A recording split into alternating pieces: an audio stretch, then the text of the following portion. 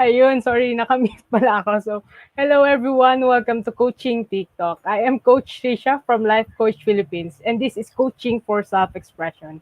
This coaching conversation is for the people who are struggling to express themselves, and for the people who wants to understand and to help people who cannot express themselves.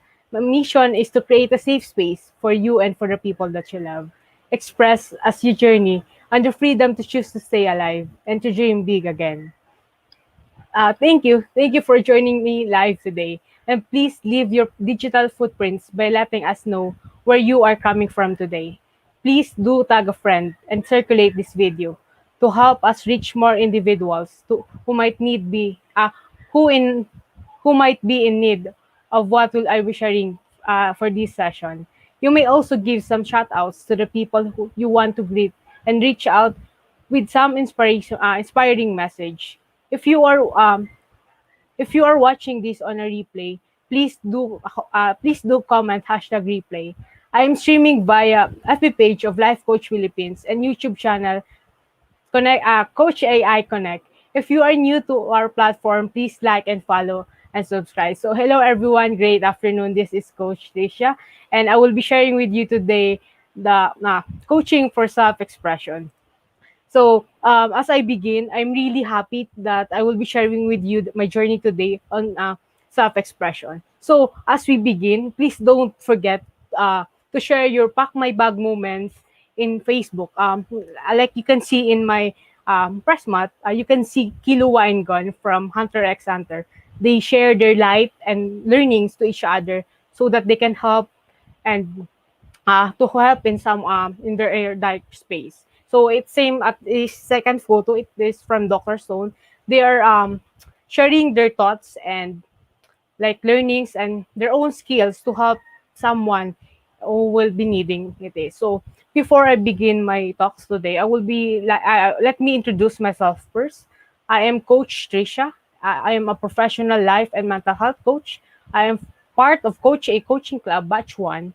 I'm also a scholar of Master Coach A on public speaking class, and I'm proud to become part of Master Builder Apprentice of Master Coach A.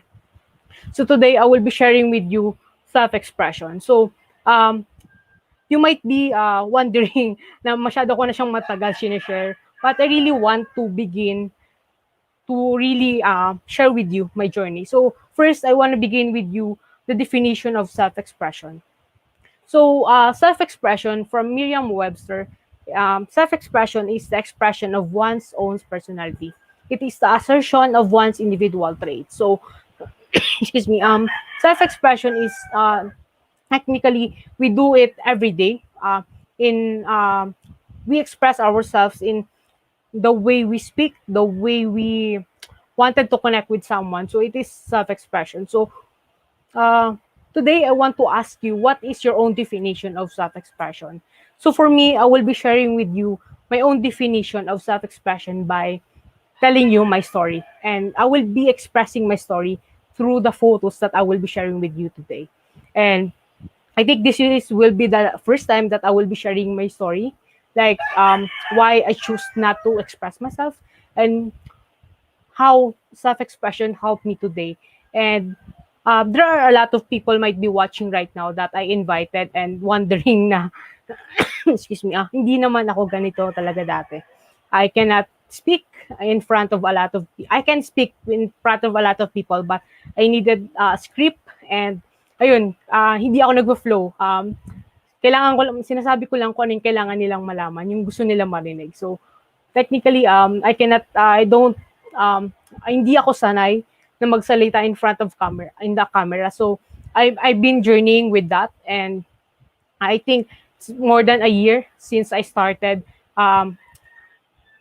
doing this FB Live, and it really helped me to express myself, to show up every day, to show up for the people who will be needing my message. So today I will be sharing with you my story first by sharing with you with this photo. So this photo was taken around 2010 when I was on my first year in high school. So as you can see, I'm really smiling that time, but that moment, I limit myself based from what other people told about me. Like, uh, may feeling na I know what I want in my life, but I choose to not fight for it because I allow other people and I trust other people what told me. Parang kung ano yung nakikita nila sa akin, mas nandun yung trust ko sa kanila kaysa dun sa the way I see myself. So I allow myself to be inside of a box of full of words from other people that is painful, and what I just did is just allow them and smile with that. And for the longest time, um, I just let them speak. Parang nakabase na yung galaw ko kung ano yung sinasabi nila. So I just limit myself from there. So, and there's a lot of moments in my life na binibigyan nila ako ng opportunity based on my physical appearance. And sobrang ano siya, sobrang hirap siya kasi ang rami mong gustong gawin, pero hindi mo siya magawa kasi you allow other people to tell you kung ano yung para sa'yo lang. And nilimit mo na yung sarili mo dun. So for the longest time, since 2010, I think, no, it's 2009, or siguro maulit pa ako kasi since bata ako, ganyan na talaga ako, I'm chubby. So yung physical appearance ko that time was really affect, and hindi naman maganda siya, healthy ako noon dati and everything, pati hindi yung healthy yung mga kung ano yung sinasabi ng mga ibang tao sa akin, and hindi rin healthy that time na inaalaw ko kung ano yung sinasabi sa akin ng ibang tao. So it really affect me on how I show up and how I choose to fight for my dreams. Parang naka-base na lang doon yung lahat na ginagawa ko. So from time ganoon na yung nakita ko sarili ko. So pag may opportunity lumalapit sa akin or nag-o-offer sa akin opportunity like to run student council and everything that time, excuse me, hindi ako naniniwala. Kasi sabi ko, eto lang naman ako. So bakit niyo ako in-offer ng ganyan? Parang pag may opportunity lumalapit sa akin that time is hindi ko ina-accept kagad kasi doubtful ako na bakit nila to in-offer sa akin. Minsan I can feel na I was the last option kaya nila in-offer to sa akin kasi ganun na yung tingin ko sa sarili ko. Kasi masyado ko nang matagal kinip yung sarili ko inside of that box na ginawa ng ibang tao para sa akin. So that was my story, and it was one of the reason why I choose to not express myself. Kasi inalaw ko sila kung ano yung gusto nilang sabihin sa akin. And yun, yung feeling na gusto ko paniwalaan yung opportunity na para sa akin to. But I was I was drowned sa words ng ibang tao para sa akin. So that was one of the main reasons. So masyadong matagal na akong hindi nakakapag-express ng sarili ko. Kaya nung nag-start ako mag-express ng sarili ko, hindi siya ganun kadali. And I was thankful that I've got a lot of people right now who I can express myself. So that was the beginning, and one of the beginning of my story why I choose to not express myself. And the next one is, excuse me, when I entered this organization, I want to share with you that this is the place where I was feel appreciated.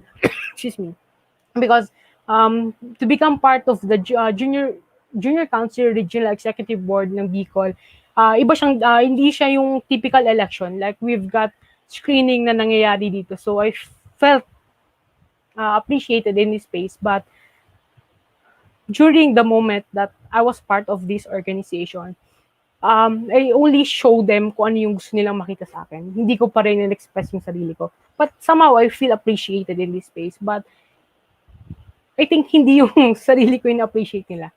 Kung sino man yung ginagaya ko dati, yun yung appreciate nila. This was really big opportunity for me. Because pinaglaban ko talaga siya sa school namin that I wanted to join this organization. And ito yung first event pala namin was Children's Day. This was during my first year college, September 28, 2014. So, napakatagal na siya. So, I begin to explore opportunity given by other people, but hindi ko pa rin na-express yung sarili ko. So this next picture I share with you when I ran student council when I was excuse me, a college student. So hindi ako nag-yes noon kasi mag-run for the student council kasi gusto ko maging famous. or I was somehow, I wanted to fight para dun sa mga students na naniniwala sa akin. Kasi before that, I was part of different organization na in our school. But yun pa rin, pinapakita ko rin pa rin sa kanila kung ano lang yung gusto nilang makita. Kung ano lang yung gusto nilang marinig sa akin. And I never shared my own thoughts and emotions during my organization. Like, nandun ako sa term ko na yun. And nung nag-run ako as student council, um, I remember when I was running that time, ito yung gusto ko sabihin, hindi ako yung nagsulat nung hindi talaga galing sa akin yung mga words na shinare ko during the moment that I ran sa student council. And I have a stage fright that time. Sobra talaga siya. And ang nangibabaw na lang sa akin noon kasi maraming students na naniniwala sa akin. So, kailangan ko to ipakita. Pero yung mga gusto kong ipakita sa kanila, yung gusto kong iparating talaga sa kanila, hindi ko na share kasi I was afraid to express myself that baka yung mga naniniwala sa akin tao na eto ako ngayon, tapos kapag in-express ko yung sarili ko, baka mawala sila. So, those are the big moments in my life where I choose to not express myself. Like, I smile a lot and I serve a lot. I help other people a lot. But I am not really helping myself. I am repressing the emotion and thoughts for myself. Like, tinatago ko yung sarili ko sa sarili ko. So, it's very interesting na to share my journey with you right now kasi it's a very, very, um, hindi ko talaga siya sinishare totally into public. And na-share ko pa lang siya sa like fellow MBAs ko kasi tinulungan nila ako yung process to and sa coaches na nasa Life Coach Philippines ngayon, they really helped me to process this emotion. So, these are the big events na tinatago ko siya kasi natatakot akong i-express siya into, sa mga tao who know me before and nakikita nila yung journey ko ngayon sa life coaching. It's a really big thing that I was able to share this with you kasi it's a very painful experience for me, like very big opportunity and very painful experience for me. I'm sharing this story kasi I want to um, I want to share this to someone. I want to tell them na hindi sila mag-isa in journeying this kung ganito din yung journey nila or excuse me, the same journey ba kami. So, gusto ko ipaalam sa kanila hindi sila nag-iisa. And I am here to journey with them. And eto yung journey ko. And I'm really proud that I'm sharing this with you kasi matagal ko siyang tinago. Mas matagal ko siyang tinago sa sarili ko din. And ayun. And I will be sharing some photos pa. So here, the next photos is this. I've got 3 black and white photos. So these photos are very deep for me. And these are the moments where I remember where sa edge na ako talaga. I was at the edge of my life. Like, I'm not totally expressing myself. Like, ayun na, pasuko na talaga ako. So, that time, I think, typical lang naman ngayon na magkaroon ng black and white photos. But, etong photos na to is, serve as, I remember may sinulat akong tulad that time. Basta huling blankong pahina para sa huling pagkakataon. So, I remember that. Yun lang yung naalala kong part ng tulang sinulat ko for these photos. But, they're really deep for me. Kasi, yun na eto na ako yun. Ako na eto. This was 2019. These photos are taken from 2019. So, nasa age na ako nung 2019. And these photos really represent what I feel. Like, it's totally black and white. Like, I'm not allowing myself to feel any emotions. And I'm not, I am isolating myself from everyone. And I tried to cut some relationships. I shut down myself from everyone, even to my relatives, to my family, to my friends. Kapag lumalabas sila, hindi na ako sumasama. Like, I rather stay at my, inside of my room than being with them.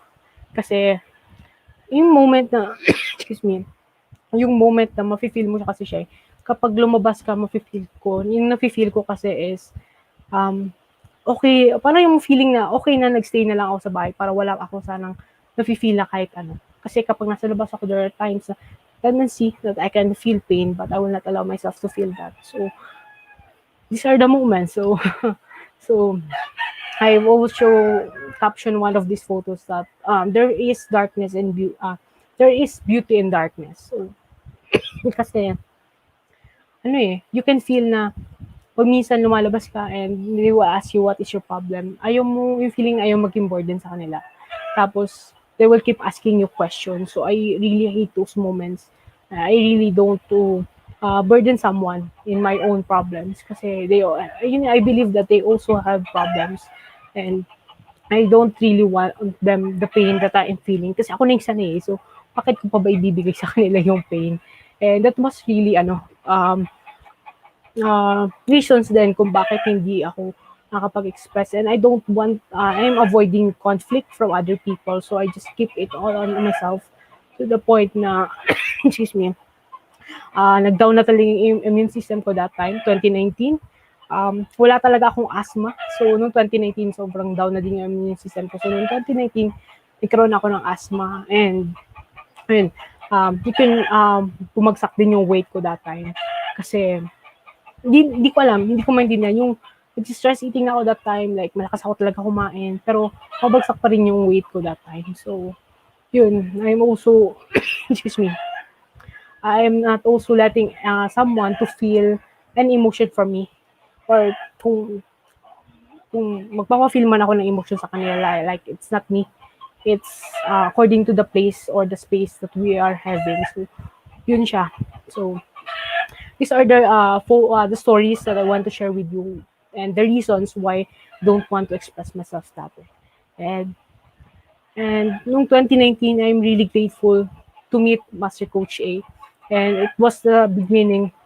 Yeah, what does it mean being able to express yourself? So, I will be sharing my answer with you this question by sharing with you another story on how I begin my journey in life coaching. So last 2019, I met Master Coach A, and to tell you in fact, I don't really know Master Coach A. Nakilala ko lang siya during the certification. I don't really know that she have her FB live, like she share her, excuse me, her stories and lessons on FB, and like I really don't have any idea about her. But in 2 days, I was not allowing myself to express to her during our certification. But wala akong sinabi sa kanyang kahit ano. But she was there and she understand kung ano yung sitwasyon ko. Like, wala akong sinabi. Like, it's a very powerful moment sa akin. Like, the certification was not enough without, parang ano, hindi siya. Ang nag-full talaga ng journey ko that time was meeting Master Coach A and knowing someone can understand me without expressing myself, without allowing myself. So sabi ko, paano pa kaya kapag nag-express na ako? So, that was the help that I was really needing. That someone, like for years, I was looking for someone na makakaintindi sa akin without saying my own problems, without any saying other words that okay lang ako and a smile. She really understand what I was going through that time without telling my story. So it's a very powerful journey for me. And that time, isa siya sa moment na naalala ko ngayon na I should go back kasi it was a very powerful journey. It was a very powerful beginning of my journey where I didn't express myself, but somehow someone here give me the help that I was needing. So, and I was thinking right now, buti na lang pala, I choose to express myself right now kasi mas natulungan akong mag-journey. So, expressing myself, my own definition of expressing myself is how I am able to express the emotions and thoughts that I am having. Like I am able to share to the world that I want to stay alive. I want to keep choosing and reaching for my dreams, to dream big again, and to choose to fight for my own dreams. Ito na yung gusto kong definition ng self-expression today. And I'm really happy that I'm sharing this with you guys. And yun, ito yung journey ko sa self-expression that I really want to share with you. Kasi the more we express ourselves, the more we understand, and we, the more we mas makilala yung sarili natin. So this is self-expression and I'm really happy to share it with you guys. So we'll be sharing with you the photo of the emoji challenge last August 2020. Emoji challenge by Master Coach A. This is where I discover that I can express myself through taking photos. And a journey of self-expression is where I choose to embrace myself, embrace my imperfection and flaws. At ako ngayon, and I'm on a journey. I'm still on a journey on learning to express and to love myself. So, eto siya. And this is also the part of the one of the challenge of Master Coach A, where I choose kung ano ba talaga yung gusto ko, not based on what other people love or want din nila. Eh, self-expression really helped me to excuse me, helped me to build a stronger relationship with the people in my space. So I also reached out one of my former president of our org na I choose to cut, like I choose to disconnect myself from him, and I isolate myself. So here are the people that I'm choosing to build stronger relationship and continue siya. Here are my friends in the office. And here one of the build stronger relationship sa kanila. So I think in-offer din sa akin ng self-expression nung nasa journey niya. Sorry, nung nasa journey niya ako. I was reconnecting then with other people, and I was building trust from other people, and building stronger relationship with them. The more ito yung ano takot ako dati kasi mag-express kasi baka hindi nila ako maintindihan, or baka hindi nila ako i-accept. But I realized the more I express myself, mas the more ko nakikita yung mga taong nandiyan pa rin kung kahit maging, like, if you can express really yourself, and they will embrace you. And I will be sharing with you my own safe space. These are the people that nasa safe space ko ngayon, where they choose to help me to express myself, and they help me to choose to keep going, to keep fighting to stay alive, and to keep dreaming big, and to keep fighting for it. Kasi these are the people who I choose to journey with, and I'm really grateful that I am journeying with them right now in MBA. And this is self-expression. This is really a miracle for me kasi I want to share with you na ako yung pinakabata dyan. And it was really a miracle that I was able to join the MBA. And like, self-expression is a really big part of it. So hindi ako iyak. But yun, this is the power of self-expression na gusto ko i-share sa inyo. Kasi when you express yourself,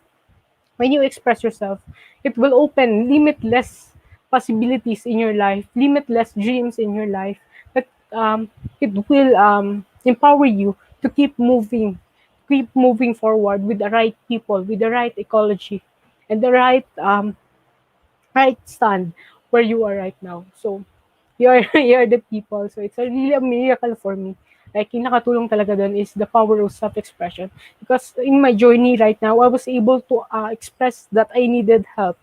And yun yung isa sa mga foundation ko talaga na gusto ko din i-share sa inyo. That when I'm able to learn to express myself, I'm able to reach out that I needed help na when I'm joining with life, when I choose to fight to stay alive and to dream big again, hindi ko siya kaya mag-isa.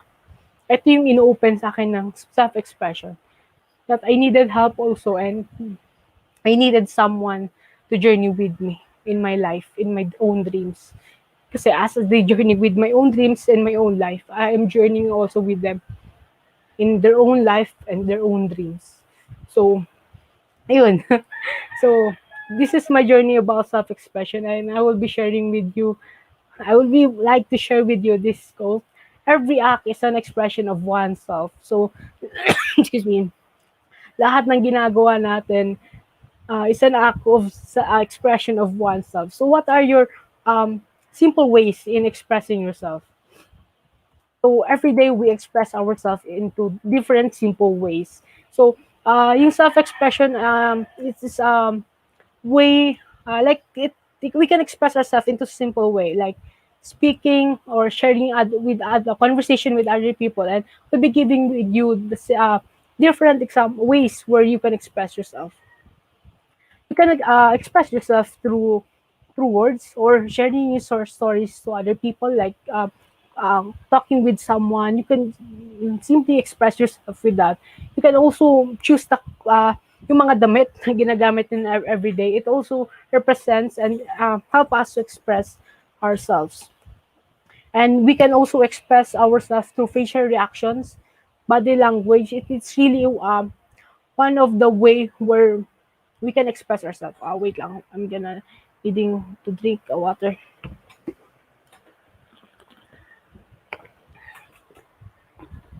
So yun, facial expression and body language can really help us to express ourselves. So and also using musical instruments can also help us to express ourselves. So there are hundreds of ways where we can express ourselves, like gardening or dancing or eating, like eating the foods that we like, can really help us to express ourselves. So self-expression is a journey of learning. It's a journey of learning, a self-discovery. Learning kasi we are learning the things that we want to express. Learning the ways that we want to use to able to express ourselves. It's a journey of awareness and recognizing the emotions that we want to express, and um, the emotions that around us. And it is a self-discovery kasi as we learn, we discover what are the ways that can really help us to express ourselves. Because there are totally 100 of ways where we can express ourselves. But it is a self-discovery, it's a journey of self-discovery kasi we discover kung ano ba talaga yung gusto natin. And hindi gusto, ito yung way na gagawin ko kasi gusto ng friend ko, hindi siya ganun. So, it is a journey of self-discovery kasi you will discover kung ano ba talaga yung gusto mo. And ano ba yung malapit sa puso mo na way para gawin siya to express yourself. So, I'll be sharing with you one of the effective communication techniques. So, one of the effective communication technique is the make I statement. So, making I statements means focusing on your own feelings while taking responsibility for your part. So, it means not accusing the other party of directly naming their behavior, making it about it, making it about you. Like you're owning your own emotions, your own words, and your own situation. So uh, I have example here that um, instead of saying you ignore me when I talk, you can rephrase it as I I statement. Sometimes when I'm talking, I feel like you aren't listening to me. This is an important because it minimizes people getting defensive because they do not feel that you are attacking them. So I am sharing with you today kasi uh, one of my reason why I don't want to express myself because I avoid conflict. And this technique really helped me to express myself kasi it really helped me to minimize the conflict on our conversation, and it will really help me to understand how I position myself in our conversation so that hindi naman sa ina-avoid yung conflict, but it is somehow properly deliver the way you want to express yourself to other people. Um, it will also let you to really express the words that you want to tell him with the proper way. So this is one of the effective communication techniques that I use today. Excuse me. It is the make I statements. So I will be sharing with you definition from Tony Robbins. So what is a you statement? So according to Tony Robbins, you statements are the phrases that begin with the pronoun you and imply that the listener is responsible for something. So they show no ownership of emotions, but rather blame, accuse, and assume the receiver. So, excuse me. This type of statement is more likely to make your partner feel defensive, resentful, and he or she will be less likely to make a peace. So, while what is an I statement? An I statement, on the other hand, forces us to take responsibility for what we are thinking and feeling and prevent us from blaming our partner. So when we are using I statement, we can still be assertive, but find a less hostile, more compassionate way to communicate. Excuse me. I feel statements help prevent miscommunications that can happen when one partner takes an accusatory tone of voice. So here the difference of you. and I statement. So it will really help us to express ourselves. The more we learn about it, the more we use the I statement will really help us to express ourselves and to discover more on the things that we want to express. So this is a very powerful, effective communication technique for me because it really let me feel that I own the emotions, I own the words that I'm using, and I'm really letting myself and allowing myself to express myself. So this is the powerful use of an I statement. So this is the difference of the you and I statement. So for you, what um what do you prefer, the you statement or the I statement? And share your thoughts on the comment section below about your thoughts about the you statement and I statement.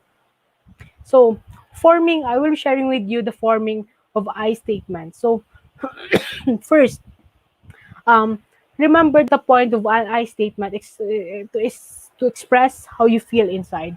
That's why they're often called I feel statements. A true I statement uses specific emotions such as I feel joyful, anxious, lonely, resentful, angry, calm, embarrassed, fearful, and etc. So, being able to use the I statement will really help you to really express the specific emotions that you are feeling. So it will really help you to lesser the confusion that you are telling to someone. Kasi most of the time we do an action that is not really correspond on what we feel. Like for example, where you are having conversation but tatanong ka kung kumusta ka and your only response, okay ka lang. Okay lang ako. So what does it mean? What specific emotions do you feel when you said, okay lang ako? Excuse me. I usually ask my um, coachee or fellow coaches on our conversation, what are the emotions are you what are you, what is the specific emotions do you feel right now, so I can really understand kung ano yung gusto niyo iparating sa akin. So it really helps to become specific in creating a true I statement or asking someone. It's really big part of me to understand kung ano yung nafe-feel nung kausap ko.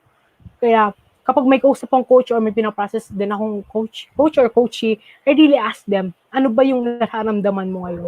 What specific emotions are you feeling right now? Kasi there are words minsan na confusing siya. And kapag hindi sa'yo clear kung anong yung words, hindi mo alam yung definition ng words nun para sa kanya, and hindi mo alam yung truly emotions na nafe-feel niya doon, it will create a miscommunication with you and with the someone na kausap mo. So, excuse me, forming I statements also, you should avoid words that seem like emotions, but really implying the action of your partner. For example, I feel ignored, annoyed, pissed off, mistreated, manipulated, controlled, cheated, abandoned. So, hindi kasi siya hindi siya emotions. There are not specific emotions. There are actions that will lead you into miscommunication. Kasi sometimes, excuse me, there are moments now when I told, ako kasi, when I feel ignored, there are times, masaya pa ako, hindi ako pinapansin kasi it will, I don't know, I just feel it na okay lang na I feel ignored kasi ngayon hindi ko kailangan mag-express yung sarili ko and everything. So yun yung dating sa akin. So it depends doon sa taong kausap mo. So when you encounter these words, you can ask them, what do you mean ignored? And what specific emotions do you feel when you encounter the word ignored? So it will really help you to understand the state or kung asan yung kausap mo. It is also a common misperception that you can tack on the words like I feel in front of you statement. So it will nagke-create din siya ng miscommunications when you use I feel. Kasi sometimes kino-combine siya, so it makes confusing pero papunta talaga siya sa you statement. So for example dito is I feel like you are taking me for granted. That is just a you statement in disguise. It implies blame and there is no actual emotion is being expressed.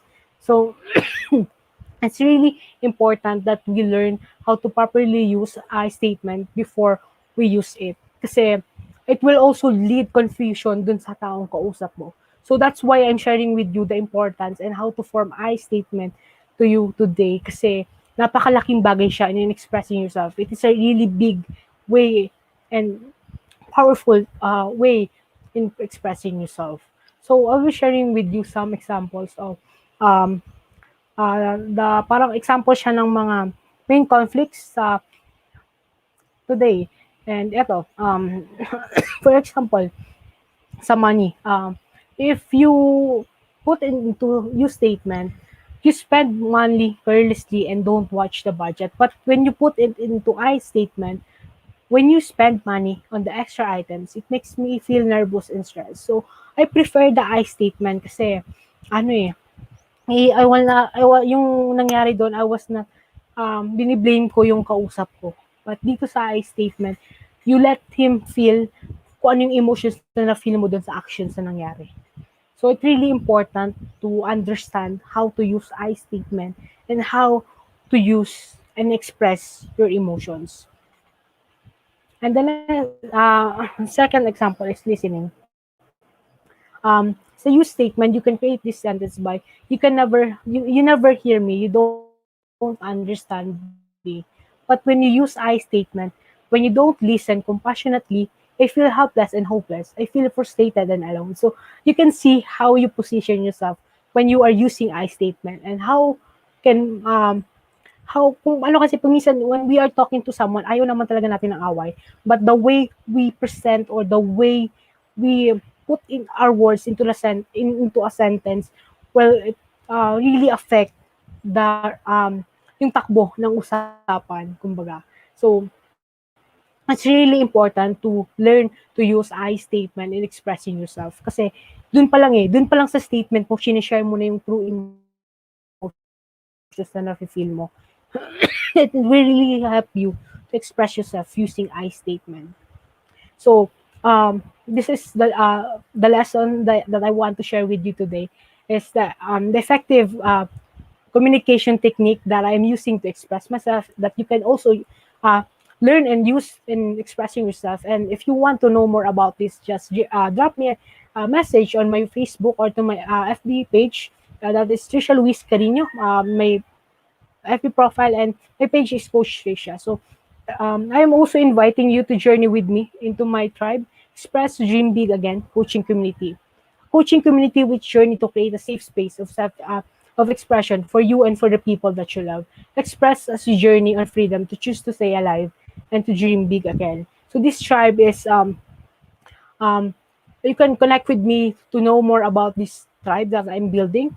And if you want to become a founding member, just drop me a message and let's talk. Let's have a conversation about it. So if you have any questions or message for me, you can drop it to my phone number 0927 997 3015, and you can also drop it to my email account tricialuiscarino at gmail account. So this is for me today, guys, and thank you for um, being with me today and learning with me. So, as I end this conversation, let me invite you to be part of what we are doing as an organization of professional certified life coaches. Do join us for another coaching conversation with Master Coach Asmin, coaching for God Center, uh, leaving at 4 p.m. I would also like to invite you to Master Coach a co-actively learning proactively co-create life coach certification program. This is a 20-day learning journey with daily lessons, 3-day live coaching bootcamp with Master Coach A, and a 3-day live business bootcamp with senior coaches. A 1-month free membership in Coach A coaching upskills up blueprint. It will be a website inclusion and professional credentials and certificate of completion with online footprints. The first batch is happening this coming April 10, 17, and 24. So please connect with Coach Rizal to 0917-586-1661 for assistance. So you can see in here, guys, the schedule of the coaching team talk. So we have scheduled from Sunday to Saturday with different coaches each day with time slot 10 a.m., 2 p.m., and 4 p.m.